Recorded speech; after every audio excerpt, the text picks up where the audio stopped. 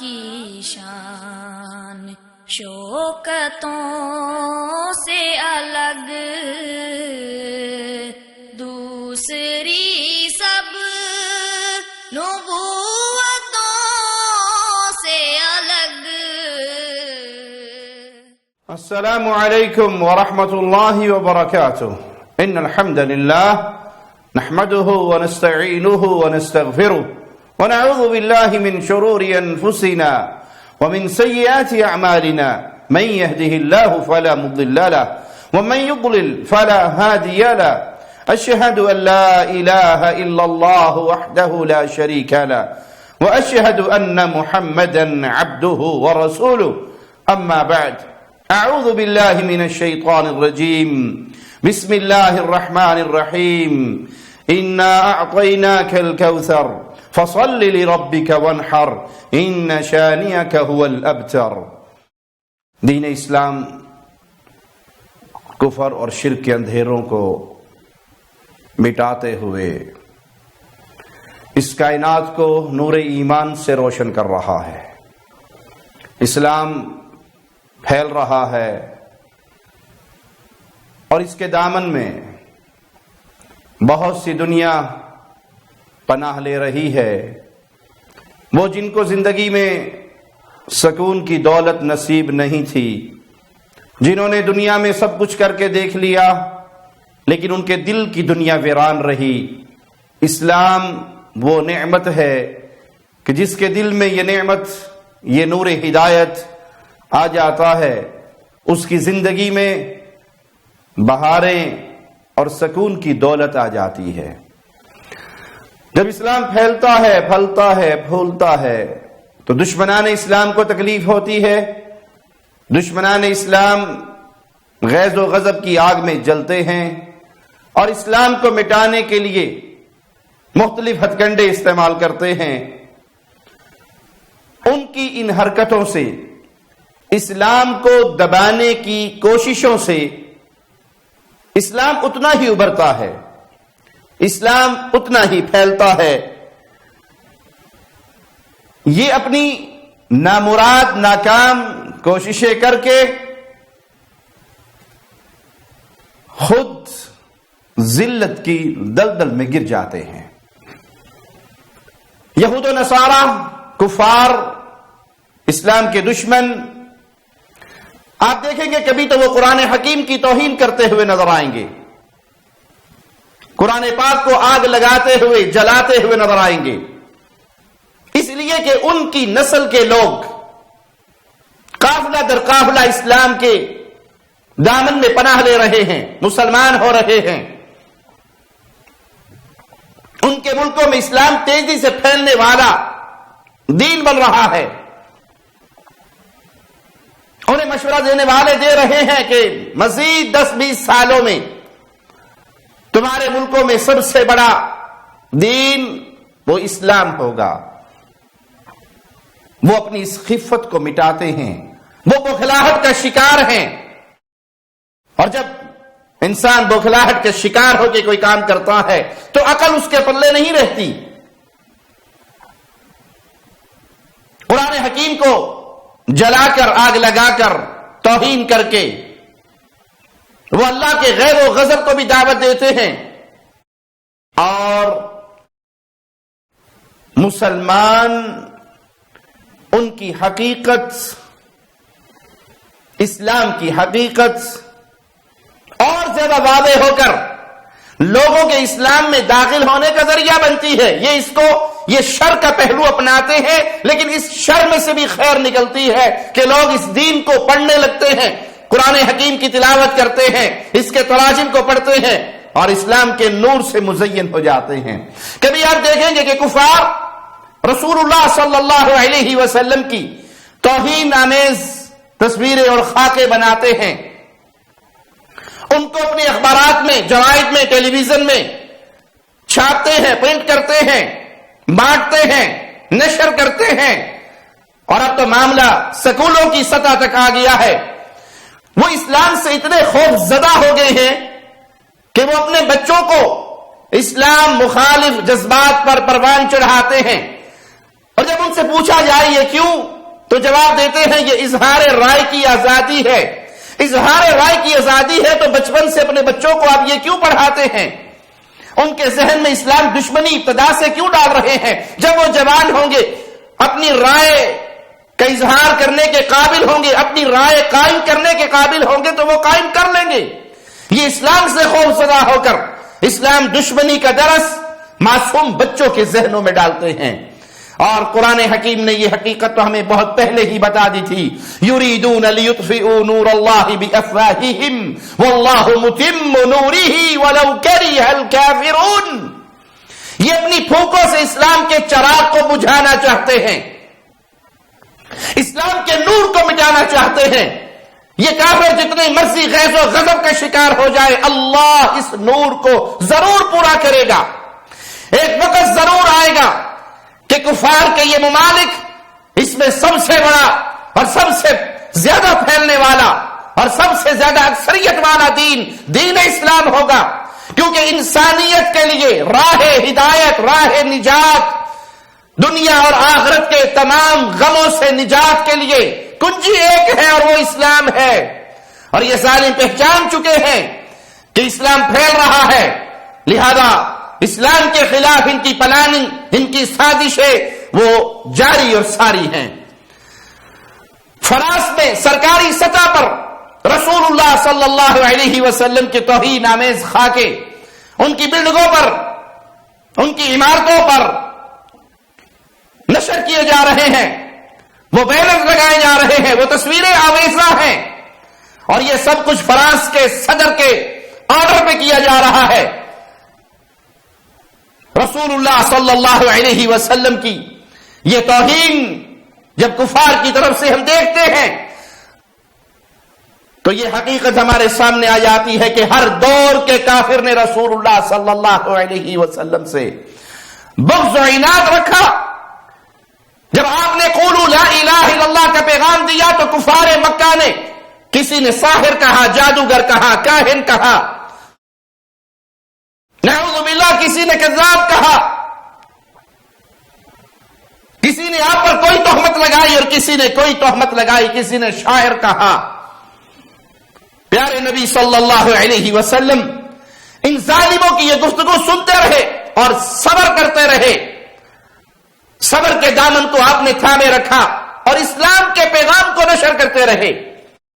آپ کی یہ سیرت آج بھی کفار کے ملکوں میں رہنے والے مسلمانوں کے لیے ایک چمکتا ہوا نور کا مینارہ ہے کہ جتنا یہ کفار مسلمانوں کو بدنام کرنے کے لیے قرآن حکیم پر حملے کرتے ہیں، رسول اللہ کی مبارک ذات پہ حملے کرتے ہیں، ان کی توہین کرتے ہیں، آپ اتنی سنجیدگی سے اسلام پر عمل کیجئے اور اسلام کے پیغام کو پھیلائیے، ان کی زبانوں میں پیارے نبی کی سیرت کو ترجمہ کر کے ان تک حقیقت پہنچائیے۔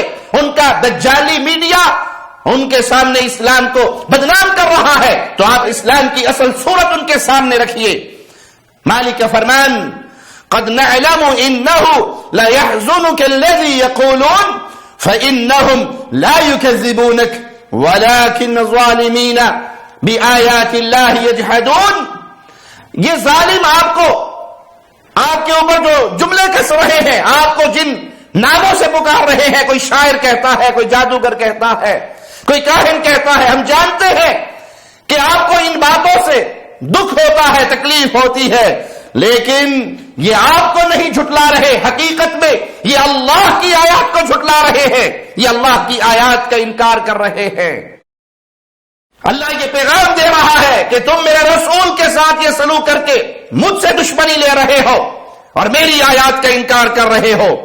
اسلام کی توہین، نبی رحمت صلی اللہ علیہ وسلم کی توہین کو کفار اظہار رائے کی آزادی قرار دیتے ہیں، حالانکہ ان کے اپنے ملکوں کی عدالتیں یہ فیصلہ دے چکی ہے کہ مسلمانوں کے پیغمبر نبی کریم محمد رسول اللہ صلی اللہ علیہ وسلم کی توہین یہ اظہار رائے کی آزادی نہیں بلکہ دہشت گردی ہے، یہ فتنہ اور فساد ہے، یہ مسلمانوں کے دلوں کو زخمی کرنے والی بات ہے، یہ ان کے جذبات سے کھیلنے والا معاملہ ہے۔ اگر تم آزادی رائے کے اظہار پر اتنا ہی یقین رکھتے ہو تو تمہارے ملکوں میں ہولوکاسٹ کا انکار کرنا یہ جرم کیوں ہے؟ اس پہ کلام کرنا یہ جرم کیوں ہے؟ تم نے صرف اسلام دشمنی سیکھی ہے اور مسلمانوں کے ساتھ دشمنی کا تم نے زہریلا پیالہ پیا ہے، اور اپنے اس زہر کو، اپنی اس خباثت کو، اپنے اس کفر کو، اپنی اس غلاظت کو اظہار رائے کی آزادی کے ناپاک پردوں کے پیچھے چھپاتے ہو۔ لیکن ظالموں، یاد رکھو مولا کا فرمان، والذین یؤذون رسول اللہ لہم عذاب علیم، جو اللہ کے رسول صلی اللہ علیہ وسلم کی توہین کرتا ہے، اذیت دیتا ہے، ان کو تکلیف دیتا ہے، ان کے لیے دردناک عذاب ہے۔ تمہاری یہ زندگی بھی عذاب ہے اور مرنے کے بعد بھی تمہارے لیے جہنم کا عذاب ہے۔ یہ سب کچھ کیوں کرتے ہیں؟ کیونکہ ان کی دشمنی اسلام سے ہے، اسلام پہ عمل کرنے والے مسلمانوں سے ہے۔ مسلمان ان کے لیے جتنا مرضی نرم گوشہ رکھ لے، ہمیں قرآن حکیم نے خبر دی ہے، وَلَن تَرْضَىٰ عَنْكَ الْيَهُودُ وَلَا النَّصَارَىٰ حَتَّىٰ تَتَّبِعَ مِلَّتَهُمْ، یہ یہودی اور نصرانی آپ سے کبھی راضی نہیں ہوں گے جب تک آپ ان کی ملت پر، ان کے نقش قدم پر نہ چلو۔ انہیں حسد ہے، انہیں تکلیف ہے کس بات کی کہ مسلمان اسلام کی دولت کو پاگے، اسلام کی نعمت کو پاگے اور یہ ظالم اس سے محروم رہے۔ تمہارے حسد کی خبر ہمیں اللہ نے دی ہے، تمہارے دلوں کے اندر چلنے والی آگ کی خبر ہمیں اللہ نے دی ہے۔ وَدَّ كَثِيرٌ مِّنْ أَهْلِ الْكِتَابِ لَوْ يَرُدُّونَكُمْ مِّن بَعْدِ إِيمَانِكُمْ كُفَّارًا حَسَدًا مِّنْ عِندِ أَنفُسِهِمْ، اہل کتاب یہود و نصارہ یہ چاہتے ہیں کہ اے مسلمانوں تم مرتد ہو جاؤ، دوبارہ پھر جاؤ اپنے دین سے، اسلام کو چھوڑ کے بت پرستی کی طرف چلے جاؤ۔ من بعد ایمانکم کفارا، یہ ایمان کے بعد تمہیں دوبارہ کافر ہوتا دیکھنا چاہتے ہیں۔ کیوں؟ وجہ کیا ہے؟ تکلیف کیا ہے؟ حسدا من عند انفسہم، ان کے دل میں حسد کی آگ جل رہی ہے۔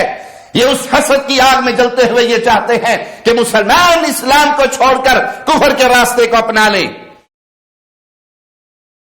یہ کفار کی خواہش ہے کہ تم مرتد ہو جاؤ۔ آئیے دیکھیے اس موقع پر جب کفار رسول اللہ صلی اللہ علیہ وسلم کی توہین کر رہے، قرآن حکیم کی توہین کر رہے، اسلام کی توہین کر رہے اور پوری دنیا کے امت مسلمہ کی توہین کر رہے، تو ہم کفار سے اس توہین کا بدلہ کیسے لے سکتے ہیں؟ ان سے انتقام کیسے لے سکتے ہیں؟ وہ صحیح طریقہ کیا ہے جس سے کافروں کے دلوں میں بغض، حسد کی آگ اور جلے، یہ اپنے بغض کی آگ میں اور مرے؟ وہ بہترین طریقہ شریعت محمدیہ نے ہمیں دیا ہے۔ آئیے اسلام کو اپنے اوڑھنا بچھونا بنائیے۔ یہ کفار ہے، یہ مشرکین ہے، تو آپ اس کے مقابلے پہ عقیدہ توحید کو اتنی سختی سے اپنائیے، عقیدہ توحید پر عمل کیجئے۔ کفار کو تکلیف ہے کہ آپ اسلام پر عمل کیوں کرتے ہیں؟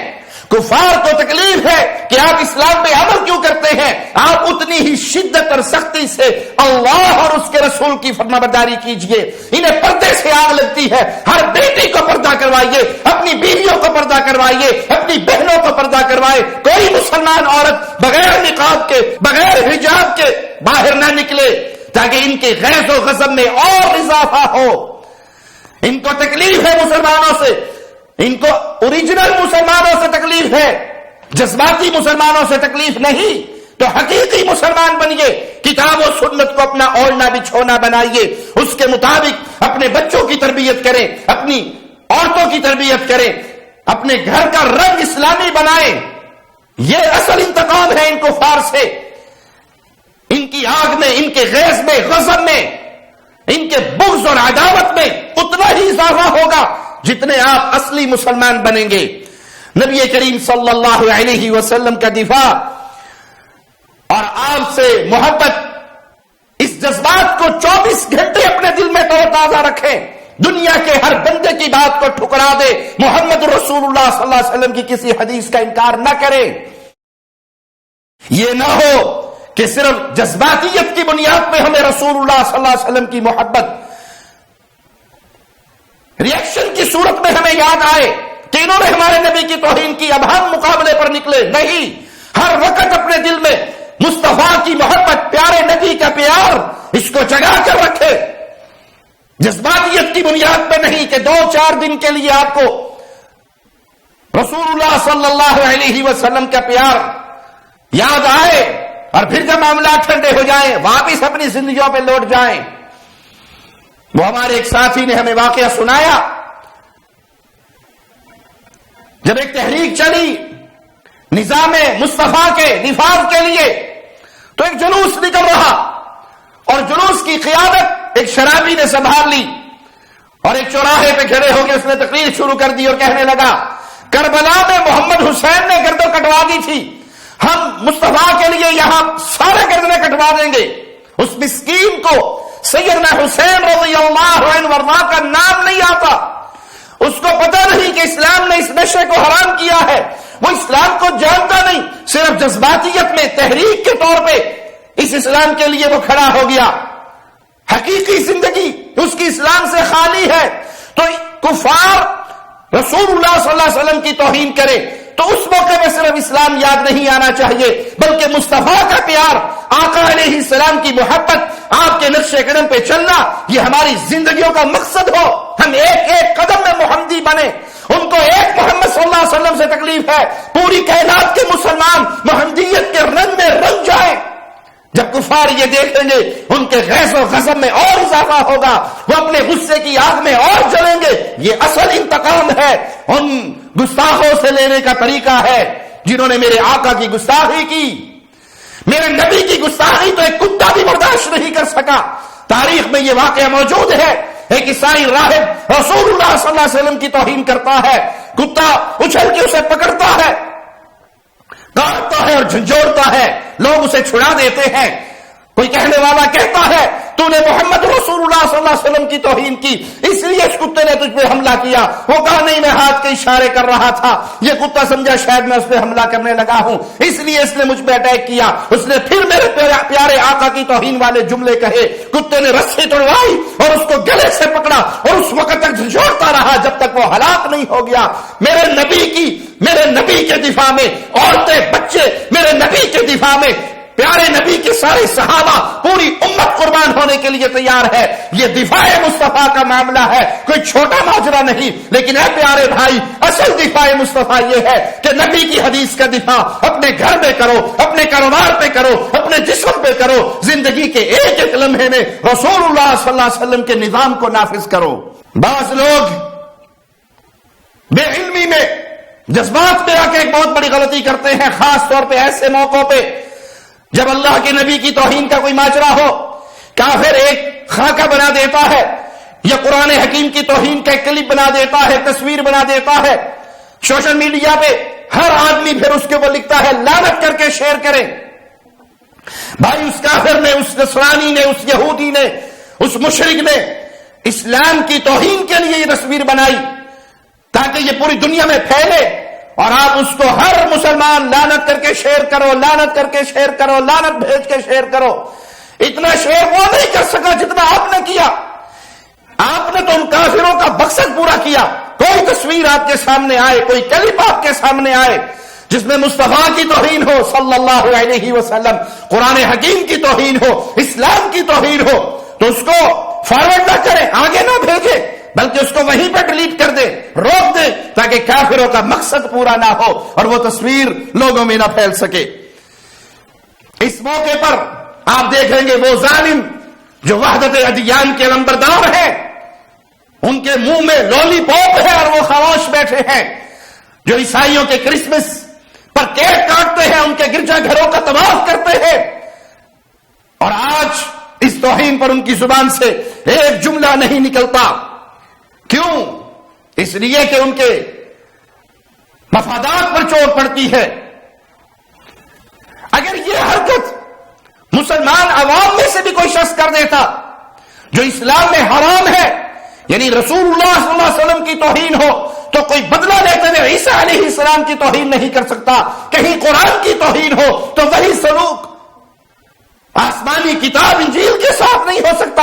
اگرچہ عیسیٰ علیہ السلام کی نبوت کا دور گزر گیا، ان کی شریعت کا دور گزر گیا، اب ان کی شریعت پہ عمل نہیں ہوگا، اب ان کے احکامات پہ عمل نہیں ہوگا، ان کی کتاب تبدیل شدہ ہو چکی، لیکن ان پر ایمان لانا، ان کا ادب کرنا، ان کا احترام کرنا اہل ایمان پر ویسے ہی واجب ہے، ویسے ہی لازم ہے جیسے رسول اللہ صلی اللہ علیہ وسلم کی عزت کرنا، کیونکہ پیارے نبی نے ہمیں انبیاء کے درمیان ایک دوسرے کو بڑھانا اور گھٹانا بانداز توہین انبیاء اس سے منع کیا ہے کہ ایک نبی کی شان کو بڑھاؤ اور دوسرے کی توہین کرتے ہوئے گھٹاؤ، یہ معاملہ جائز نہیں ہے، پیارے رسول صلی اللہ علیہ وسلم نے اس سے منع کیا۔ اور آخری بات،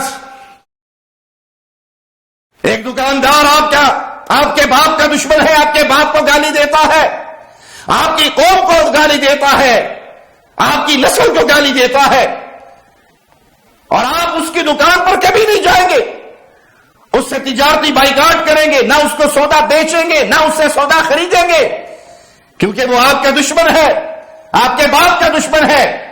اے مسلمانوں، محمد کریم صلی اللہ علیہ وسلم وہ عظیم ہستی ہے جن سے محبت باپ سے بڑھ کر، ماں سے بڑھ کر، برادری سے بڑھ کر، قوم سے بڑھ کر، بیوی بچوں سے بڑھ کر، حتیٰ کہ اپنی جان سے بڑھ کر کی جاتی ہے۔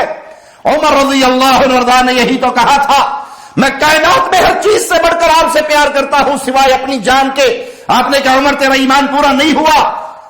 عمر کہنے لگے اب مجھے آپ میری جان سے زیادہ پیارے ہیں۔ کہا الان یا عمر، عمر اب بات بنی ہے، اب ایمان پورا ہوا ہے۔ تو جب اپنی قوم قبیلے کے دشمن سے آپ سامان نہیں خریدتے، جن ظالموں نے پیارے نبی صلی اللہ علیہ وسلم کی توہین کی، آپ کی گستاخی کی، آپ کی اہانت والے خاکے نشر کیے، اور کچھ نہیں، کم از کم ایمان کا آخری مقام یہ ہے کہ دل سے ان کے ساتھ نفرت کرے، ان کا معاشی تجارتی بائیکاٹ کرے، ان کا سامان خریدنے سے انکار کرے، اس کے بدلے میں دوسرے ملکوں کا خرید لے۔ ایسے کفار ملکوں سے بھی لے سکتے ہیں جن کی اسلام دشمنی نہیں ہے، وہ ہے نان مسلم لیکن مسلمانوں کے دشمن نہیں، کم از کم اس ملک کا بائیکاٹ کرے، اس کی ہر پروڈکٹ کا بائیکاٹ کرے، تمام مصنوعات کا بائیکاٹ کرے جو ملک آپ کے نبی کا دشمن اور ان کی علی الاعلان توہین کرتا ہے۔ آئیے علماء سے اس مسئلے پر فتویٰ لیتے ہیں۔ علامہ صالح الحیدان حفظہ اللہ وہ فرماتے ہیں، ومع ذلك فإنه لا يحل للناس أن يحملوا جناية قوم، اگر کفار اپنے پیارے نبی صلی اللہ علیہ وسلم کی توہین کریں تو مسلمانوں کو کیا کرنا چاہیے؟ جب یہ سوال ہوا ان سے تو انہوں نے کہا